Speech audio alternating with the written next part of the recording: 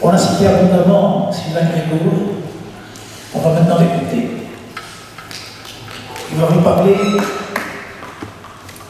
de l'insurrection populaire du 9 septembre 1943. Merci, Monsieur le Président. Bonjour à toutes et à tous. Un petit peu particulière par rapport aux précédentes, même si elle se recoupe beaucoup sur certains points. Donc je vais essayer de vous montrer en quoi la date de l'événement de l'insurrection du 9 septembre 1943 ont été des enjeux mémoriels, encore c'est même parfois au-delà, avec une double optique qui est celle classique de l'historien. La première, c'est de rétablir la réalité des faits par rapport aux vérités des acteurs, et la seconde, c'est d'observer, évidemment objectivement, et comprendre le processus mémoriel qui est lié à cette date du 9 septembre.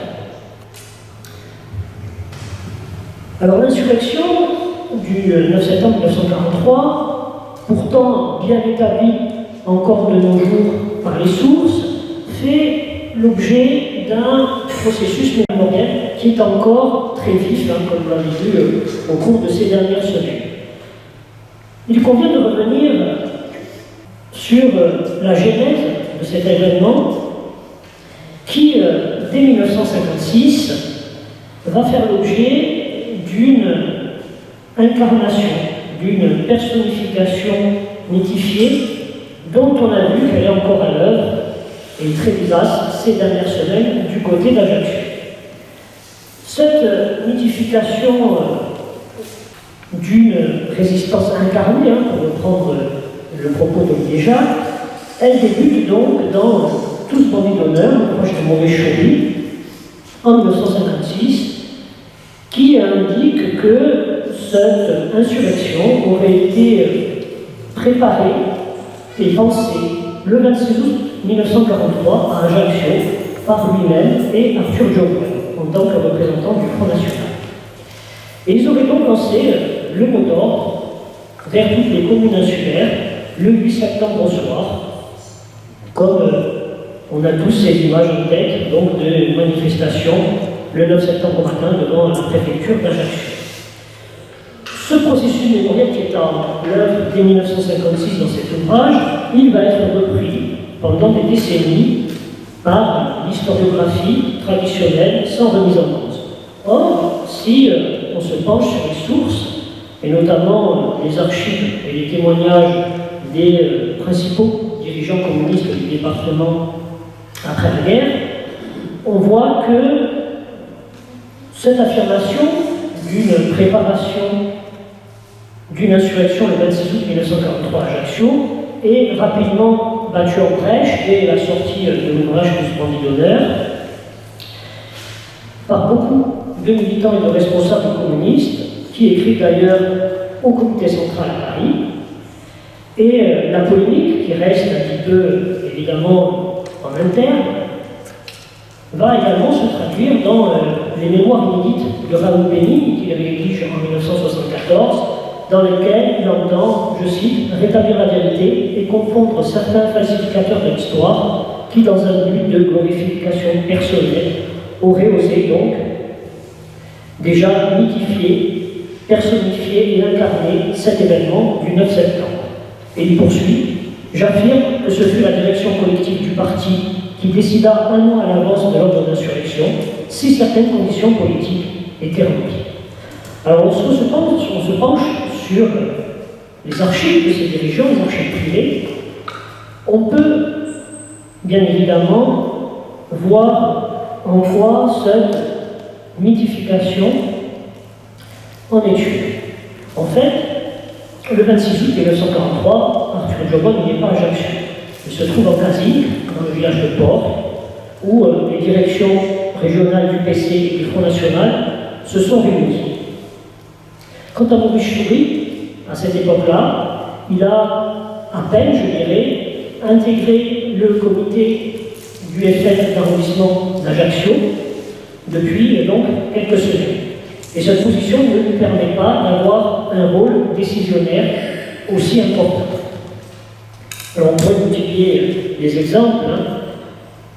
Et en fait, cette affirmation de Maurice Chaury est publiée à une époque où deux courants s'affrontent au sein de la Fédération Corse du PCF. Et dans tout bandit d'honneur, cette insurrection de la résistance corse apparaît déjà comme un enjeu mémoriel interne, un enjeu politique, qui est instrumentalisé dans le cadre d'une lutte intestine pour le contrôle du parti insulaire, comme elle a été en 1946 et en 1953, alors que la Fédération recherche une stratégie consensuelle. Cette publication de Tous bandits d'honneur et cette première publication du 9 septembre s'inscrit également dans un débat national. En 1956, le PCF tente de sortir de son isolement en se rapprochant des socialistes. Et le livre de Maurice Chaury est donc une composante de cette stratégie. Et dans le livre, cette polémique interne, cette polémique politique va perdurer bien après la libération. Alors si on revient rapidement justement à cette préparation du 9 septembre, si on revient un petit peu aux faits, eh bien on voit que c'est une décision, non pas du Front National, mais de la région Corse, du PCF, et plus précisément de la Troïka, donc des trois personnalités qui sont à la tête du Parti communiste clandestin du département, c'est-à-dire Léo Muguet, Raoul Béni et Pierre Pagès. Cette insurrection, c'est d'abord la conséquence de la lutte armée qui est lancée par le parti à partir de 1943, c'est-à-dire lorsque l'armement de la résistance par Giraud commence à devenir conséquent, puisque c'est à cette même époque qu'on va voir s'accélérer les parachutages d'armes. Mais bien qu'étant une conséquence de la lutte armée, le principe d'insurrection ne peut pas être confondu avec cette dernière. À partir de ce mois de mai 1943, les difficultés matérielles annoncées de la lutte armée, plus la Troïka, à s'orienter finalement vers une préparation militaire qui est conforme au rôle qu'Alger entend confier à la résistance corse, c'est-à-dire appuyer simplement un débarquement libérateur. Mais ce sont les événements internationaux qui vont faire évoluer la stratégie du parti quant à ce processus insurrectionnel, puisque, vous savez, le 27 juillet 1943, le grand conseil fasciste destitue Mussolini, et l'annonce de cette nouvelle va provoquer un flottement considérable et va accroître la démobilisation des 80 000 Italiens présents dans l'île, au point que quelques jours plus tard, la Troïka, donc du Parti communiste clandestin, va se réunir le 2 août à Saint-Valery de Zampognal et va décider donc du principe à arrêter, le principe d'insurrection à l'annonce d'un armistice italien qui semble pour tout le monde inévitable. Cette stratégie donc va, à travers la formule tout pour le FN, tout par le FN, va donc vouloir mettre en avant le mouvement de masse de résistance qu'est le Front National par rapport au parti. Et dès cette date, et à partir de tout le mois d'août 1943, les principaux responsables de la Troïka vont quotidiennement préparer cette insurrection sur un modèle évidemment bolchevique qui rappelle la révolution de 1917, avec d'abord une grève générale, une occupation des institutions et des infrastructures stratégiques, puis l'installation d'un conseil de préfecture, le désarmement des troupes, et enfin la prise en charge de l'avitaillement, de l'économie et de l'épuration. Donc vous voyez qu'on est bien loin d'une insurrection préparée à la fin d'un mois d'août à Ajaccio, mais qu'elle est bien évidemment le fruit d'une stratégie qui est à la fois un petit peu ancienne, puisqu'elle remonte au mois de mai 1943, et surtout qui tient compte d'un contexte méditerranéen, à la fois géostratégique et politique, tout à fait particulier, et qui connaît un net bouleversement, une nette accélération en cet été 1943.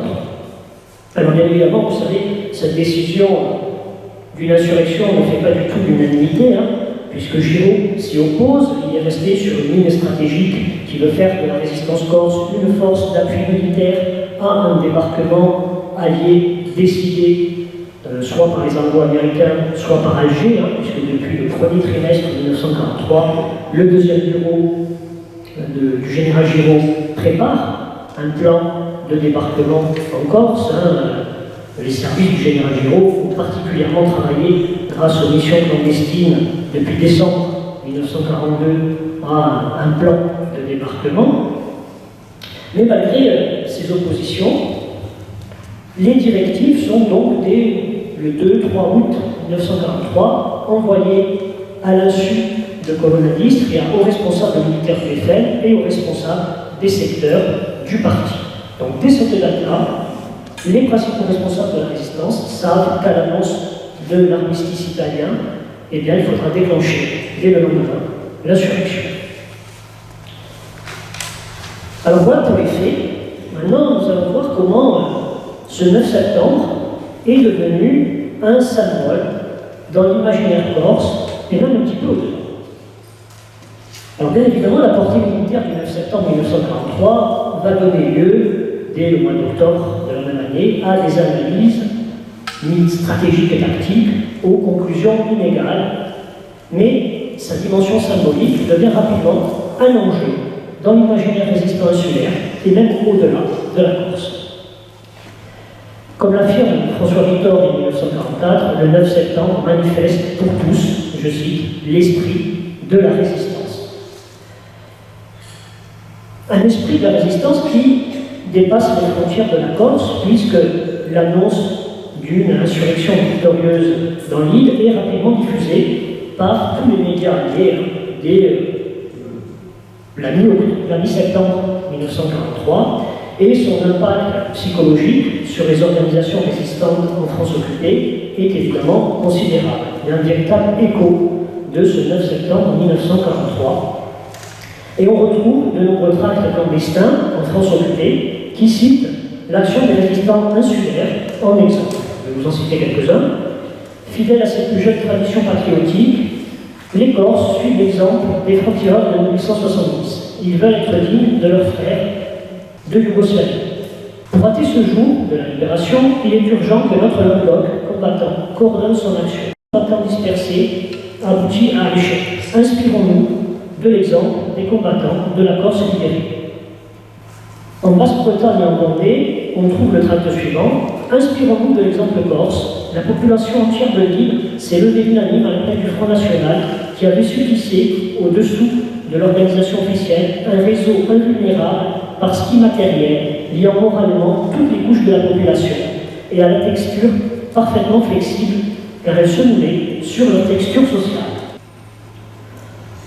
Alors au-delà de l'exemplarité du 9 septembre 1943, l'insurrection insulaire entretient surtout le débat entre les communistes et De Gaulle portant sur la conception, les modalités et les objectifs d'une stratégie insurrectionnelle à l'échelle nationale. En fait, les deux camps se servent de l'exemple corse pour démontrer la validité de leur théorie quant à la libération de l'ensemble du territoire. Lors de son court séjour à Ajaccio, immédiatement après la libération de l'île, De Gaulle salue l'initiative du Front National, mais pour mieux en faire un exemple de la collaboration entre la résistance intérieure et les troupes d'Afrique, et sans même prononcer une seule fois le mot d'insurrection dans son discours. Le Conseil national de la résistance reprend ailleurs cette interprétation du 9 septembre, mais en soulignant ce précédent riche de promesses qui annonce l'efficacité d'une insurrection nationale. Alors, dès cette libération d'octobre 1943, le PCF et le Front National voient dans l'exemple du 9 septembre un argument de poids dans la défense d'une insurrection nationale portée par la population sous la direction de ses militants, et donc il serait appliqué sans attendre un débarquement libérateur. L'avis du parti, organe national du PCF, en octobre 1943, précise: Ainsi, un précieux et encourageant exemple a été donné par le Front National Corse à la résistance de France continentale. Et de cet exemple, les patriotes français doivent tirer tous les enseignements qui s'imposent pour leur propre combat. Et en effet, le mois suivant, c'est-à-dire en novembre 1943, le bulletin clandestin du FN de la zone sud répercute les consignes communistes de renforcement de l'organisation en préparation d'une insurrection nationale. Je cite, nous aussi, nous voulons être nous-mêmes les vainqueurs. Mais pour cela, amis, il faut, comme les patriotes corses, organiser en agissant et agir en organisant. Et nous forgerons, comme les Corses avaient su la forger, l'armée de libération. Dans le discours communiste corse, le 9 septembre, qui est qualifié de soulèvement unanime et donc populaire, marque le début d'une nouvelle ère pour l'île. Il devient un élément structurant de l'utopie politique de l'après-libération. Dans un discours qu'il prononce à Sartène lors de la campagne pour les cantonales de 1945, Non-se-baigner dit « L'insurrection de septembre se fut en même temps que la faillite des fausses élites, des politiciens professionnels, des profiteurs de la défaite et de la misère, la révélation d'hommes nouveaux, forgés dans les épreuves et vivifiés dans les combats. » Donc vous voyez comment cette date du 9 septembre, elle est aussi le début de l'Anglin qui chante, une espèce de grand soir pour la Corse. Par ailleurs, je note que l'apparition de la symbolique du 9 septembre s'inscrit dans le basculement d'une propagande de la résistance insulaire fondée sur une rhétorique identitaire à un discours mémoriel plus national, plus conventionnel. Ce changement est sans doute aussi motivé par la fin définitive de la menace d'annexion italienne qui avait été à l'origine, dès 1938, d'une réaction identitaire dont la résistance s'était faite par le porteur. Peu avant les premières commémorations de l'insurrection, on va voir réapparaître, dans le cadre de cette normalisation nationale du discours résistant, on va voir réapparaître une date qui va venir concurrencer celle du 9 septembre, c'est la date du 30 novembre. Largement utilisée comme fête nationale corse durant la clandestinité par les organisations clandestines communistes, cette date du 30 novembre fait l'objet d'une réutilisation politique, plus que patriotique, par le pouvoir gaulliste dans sa lutte avec les communistes et le Front National. On a une espèce d'opposition entre, d'un côté, la date de l'insurrection du 9 septembre et d'un autre côté, la date du 30 novembre qui renvoie 30 novembre 1789, qui renvoie donc au décret qui fait de la Corse une partie intégrante de ce qui est appelé à l'époque l'Empire français, l'Empire entendu comme Empire révolutionnaire. Et donc cette date du 30 novembre, dès l'année 1943, elle va s'opposer à celle du 9 septembre, notamment par l'intermédiaire du préfet Charles Guizet, représentant des autorités gaullistes, qui va littéralement prendre en main la commémoration officielle du 30 novembre 1943.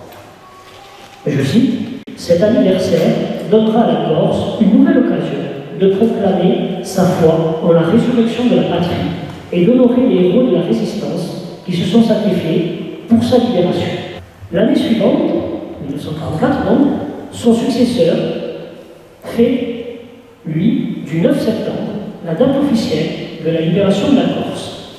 Des cérémonies protocolaires à l'office religieux, en passant par l'organisation d'un grand bal populaire, le pouvoir gaulliste s'empare littéralement de la commémoration de l'événement. D'abord le pion aux communistes et surtout à l'FN, devenu une des deux principales forces politiques du département, le préfet insiste sur la signification propre de l'événement, alors que Paris vient à peine de se libérer. Et il fait un parallèle qui semble évident.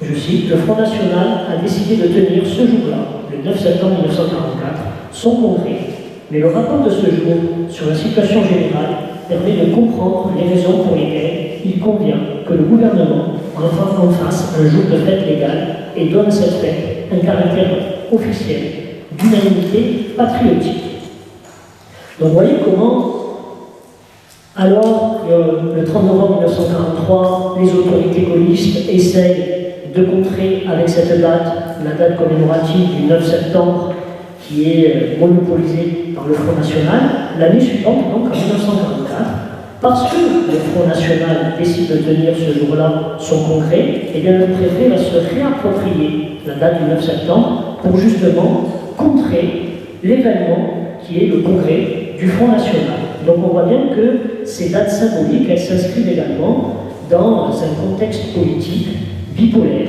d'opposition entre d'un côté les forces gaullistes et de l'autre côté les forces communistes.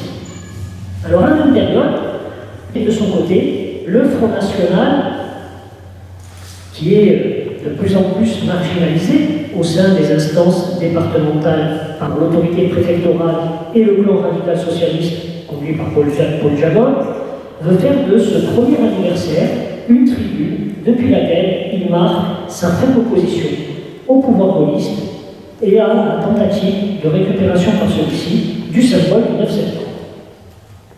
Je cite, « Il n'est pas mauvais de revenir sur ce passé, encore proche, puisque certains, parvenus, facilement convaincus que leur rêve est devenu réalité, s'imaginaient de bonne foi qu'ils ont été les artisans du 9 septembre, au même titre que le FR. Au 9 septembre 1943, il n'y a eu qu'un cerveau moteur de l'insurrection, le Front National. Il n'y a eu qu'un organisateur de la victoire, le Front National. C'est là le fait acquis, une réalité historique que seuls les diviseurs professionnels et les politiciens tortueux peuvent essayer de contester. Vous voyez que les termes sont assez durs et que cette date va bien au-delà d'un simple symbole mémoriel, à peine à un an de distance, mais qui a aussi une signification éminemment politique. L'année suivante, 1945, le ton demeure toujours le même. La commémoration de l'insurrection n'est plus qu'un prétexte permettant l'expression des clivages politiques entre la gauche et les radicaux gaullistes. L'étude mémorielle de la date du 9 septembre permet également de voir comment la petite patrie et la grande patrie se mêlent, ou plutôt se superposent, selon les modalités politiques du moment. Un message radiodiffusé, écrit par la communiste Antoinette Carlotti, est donc représentatif de ce passage d'une sémantique mettant en avant une culture corse à une autre, exprimant uniquement un patriotisme français. Ce message prouve néanmoins que le principal fondement animant l'idée de la résistance insulaire s'enracinait dans le refus de devenir italien et sa conséquence logique, le désir de rester français. Voici ce message. Le 9 septembre, les patriotes français de Corse, unis dans leur Front National, s'élançaient à l'assaut de la Bastille vichysoise et des bataillons terriens. En quelques heures, l'édifice de Vichy s'écroulait. En quelques semaines, avec l'aide de l'armée française, l'ennemi était chassé de l'île. Un long cri jaillit de notre sol, vive la Corse libre et française. Il en est de même en ce qui concerne les héros. On parlait du processus d'héroïsation, présenté dans le discours mémoriel lié à cette date du 9 septembre. Les figures historiques relatives à l'histoire insulaire, qui ont été largement mises en avant, comme le disait Sixte, dans la propagande clandestine, disparaissent progressivement du discours commémoratif à partir de 1944. Mais on les voit quand même réapparaître très ponctuellement. Insurrection, certes, ce sursaut jaillit du plus profond de notre race, la race des Sans-Boucouche, des Saint-Pierre, des Pau, des Bonaparte, peut-on encore lire dans un numéro du Patriote du 9 septembre 1944. Mais parallèlement apparaissent, comme partout dans l'Europe libérée, de nouveaux héros, composant le martyrologue de la résistance communiste et gaulliste, Scamarone, Nicole, Vicente, Giusti et Mondolone.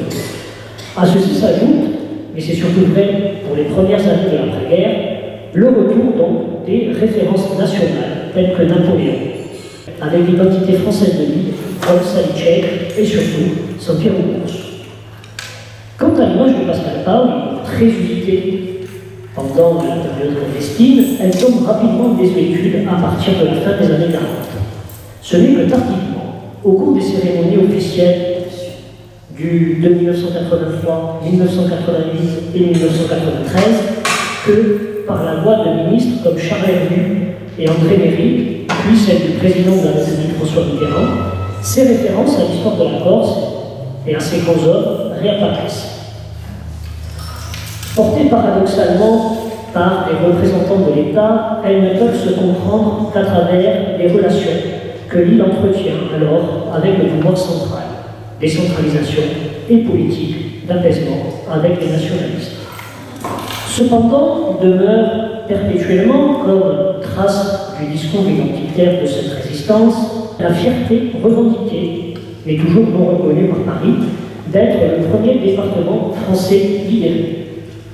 Cette interprétation du 9 septembre s'enracine dans la représentation traditionnelle du Corse, champion intemporel de la défense de sa liberté, et dans celle d'une île toujours rétive à une domination imposée.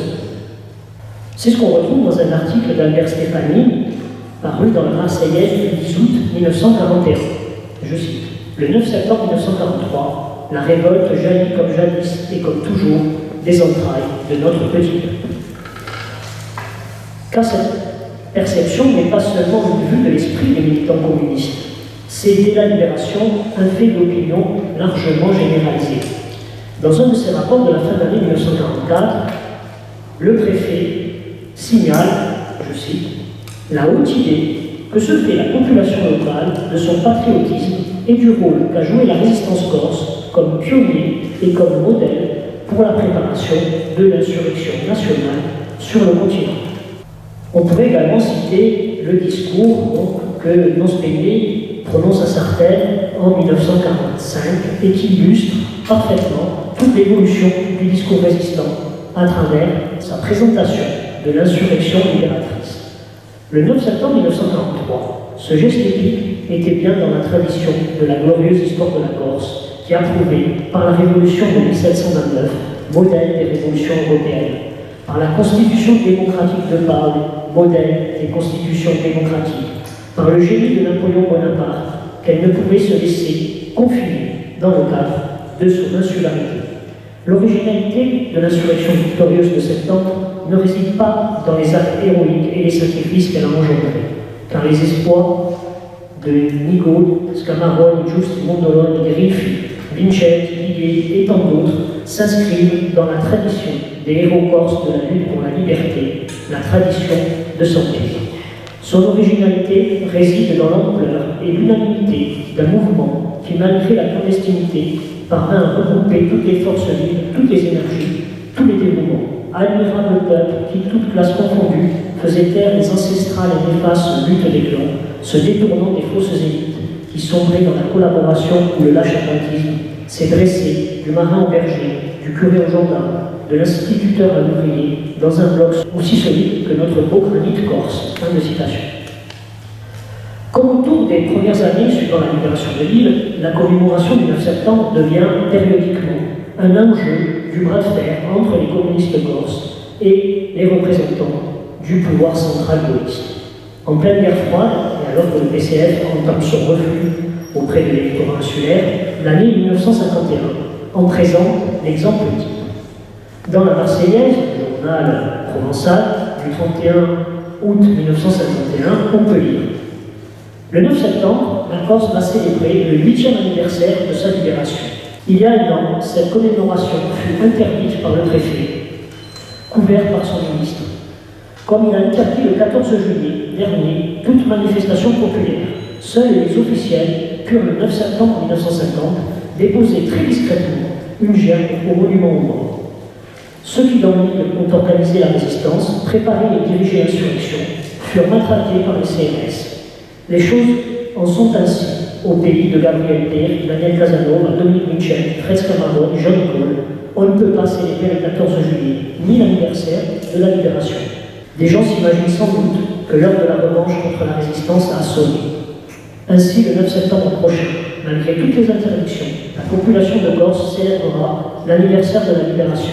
Elle restera fidèle au souvenir de nos héros et martyrs. Fin de citation. En 1951, les communistes demandent que le 9 septembre soit un jour férié, car il a un caractère traditionnel propre à la Corse, comme la fête du 26 décembre à Strasbourg a un caractère propre à l'Alsace, peut-on dire, dans la presse communiste. En fait, malgré cette demande et les tentatives de récupération du pouvoir gaulliste, le 9 septembre ne s'imposera jamais réellement, comme la date de commémoration officielle de la libération de l'île. Deux dates rivalisent, celle du déclenchement de l'insurrection et celle de la libération de Bastia, le 4 octobre 1943, dernière ville insulaire à connaître l'occupation allemande. Jusqu'aux cérémonies du 60e anniversaire de la libération de l'île, la commémoration se déroule traditionnellement en deux temps, le 9 septembre à Ajaccio et le 4 octobre à Bastia. Plus que la manifestation de la traditionnelle rivalité entre les deux cités, il faut sans doute voir ici la manifestation d'un conflit mémoriel. Si l'événement insurrectionnel est indéniablement lié à la mémoire communiste, il s'oppose aux dates de la libération militaire, elle-même rapidement confisquée par la mémoire gaulliste ogivoniste. Alors, enjeu mémoriel, parce qu'enjeu politique et symbolique, quid de l'utilisation de l'insurrection du 9 septembre par le camp nationaliste. Alors pendant longtemps, cette date, confisquée là aussi, ou plutôt monopolisée au nom de la Corse française par la droite et la gauche insulaire, ne peut trouver d'écho dans l'imaginaire autonomiste.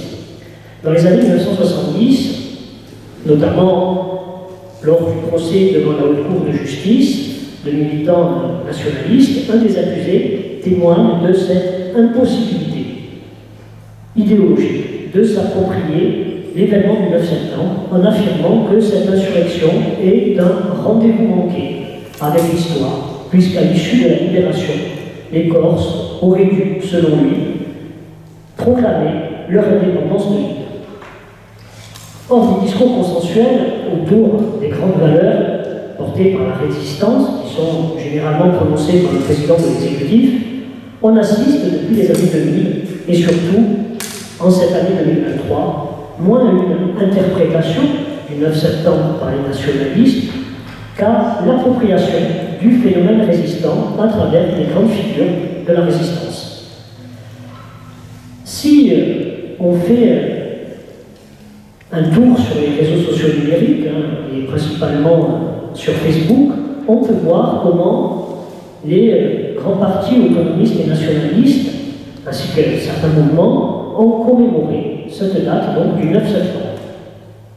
Corinne Fronte, par exemple, a diffusé le 9 septembre un post rappelant que l'insurrection s'est faite avant tout contre le nazisme et le fascisme, et cite la figure de Dominique Lupin, d'Irié. Sur le Facebook de Corse Italie Libera et de Femois Corsica, il n'y a pas un mot sur la date du 9 septembre. Fabio Provincel crée un post en cette journée du 9 septembre qui célèbre la libération de Corsica de l'occupation fasciste et précise «Non ci scorderemo mai di tutti quelli che hanno lottato e quelli che sono cascati per la pace e per la libertà». Vous voyez, des termes assez consensuels au final. Le mouvement Paladine a lui posté un message reprenant un extrait du général de Gaulle à Ajaccio et conclut Noi siamo nel 1943 un popolo corso in arme. Une formule un petit peu lapidaire et qui reprend là aussi l'imaginaire militaire de la mémoire gaulliste. C'est donc moins l'insurrection qui est utilisée que les héros de la résistance. Et on a vu en cette année 2023 et un peu plus anciennement pour certains mouvements nationalistes, le basculement de deux grandes figures du martyrologue résistant, Fred Camarone et Jean Nicole, qui échappent aux partis qui utilisaient leur mémoire jusqu'à présent. Jean Nicole, depuis les années 2000, est célébré à chaque date de sa mort par Corinne Fronte, donc l'aile la plus à gauche du mouvement indépendantiste. Et on a vu depuis le mois de mars 2023 que le mouvement paladin a lui récupéré la figure de Fred Cameron en se voulant le mouvement le plus à droite de l'échiquier politique nationaliste. Alors ces deux récupérations de héros de la résistance corse, qui ont longtemps été monopolisés par la droite gaulliste pour l'un et par le Parti communiste pour l'autre, ils démontrent deux choses. Ils démontrent d'abord, ils traduisent surtout l'effondrement des partis traditionnels, en l'occurrence la droite et la gauche. Ils démontrent surtout en Corse que ces héros de la résistance, qui sont liés à la préparation de cette date de l'insurrection, eh bien, ils ont encore de nos jours, dans notre société, dans notre imaginaire collectif insulaire, dans notre imaginaire politique également, un profond ressort, et ils permettent justement à ceux qui les utilisent de parler au cœur et aussi à l'esprit des insulaires. Je vous remercie.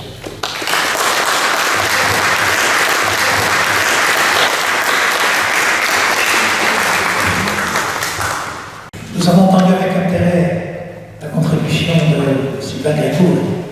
Si vous voulez en savoir plus, vous pouvez même le lire, puisqu'il vient de publier un ouvrage chez Piazzolla, où il reprend la thèse universitaire qu'il a soutenue il y a quelques années. Donc là, on en saura encore un peu plus que ce qu'il vient de dire.